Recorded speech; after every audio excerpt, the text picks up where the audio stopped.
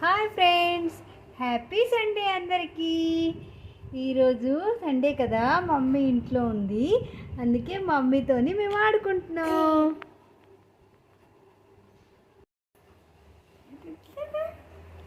ఇలాగా ఇలాగా ఇలాగ మమ్మీకి జుట్టు పీకుతారా? ఇలాగ చేస్తారా? చెత్త చెత్త చేస్తారా? మీ డాడీ మీ డాడీ మీ డాడీ చూడండి, నాకు అలా జుట్టు అంత పీక్సి అలాగ ఆడుకుంటున్నాడు నాతోని. మీ క్రిష్ మంచోడు కాదు, పెంకోడు.